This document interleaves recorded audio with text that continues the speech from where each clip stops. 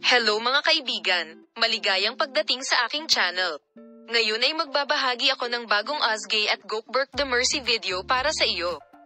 Si Ozgay at Gokberk The Mercy, na nagbakasyon pagkatapos ng araw ng kasal, ay nakita sa paliparan.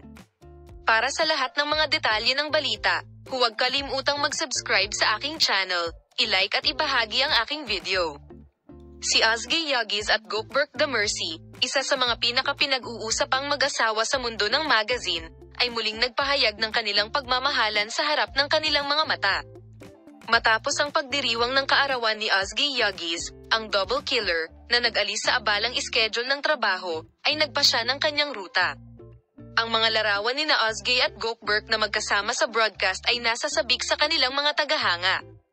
Ipinakita ng sikat na mag-asawa kung gaano kahalaga ang tunay na pag-ibig sa kanilang mapagmahal na hitsura.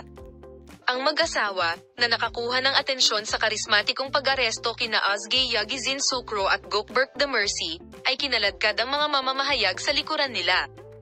Ang romantikong sandali na ito ay nagsiwalat na si Ozgay Yagis ay may intensyon na ipagdiwang ang kanyang kaarawan.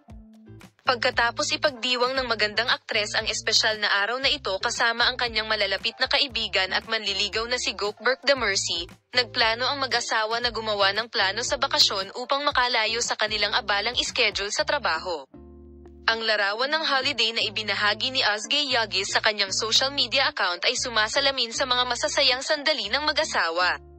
Mula sa isang romantikong paglalakad sa tabi ng dagat hanggang sa pag-post ng kamay sa sikat na paglubog ng araw, dumami ang mga tagahanga.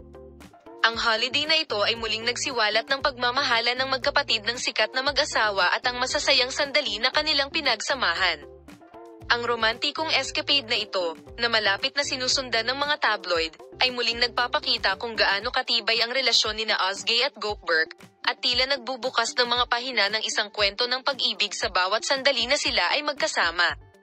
Salamat sa lahat sa panonood ng aking video. Paalam, makita ka sa mga bagong video.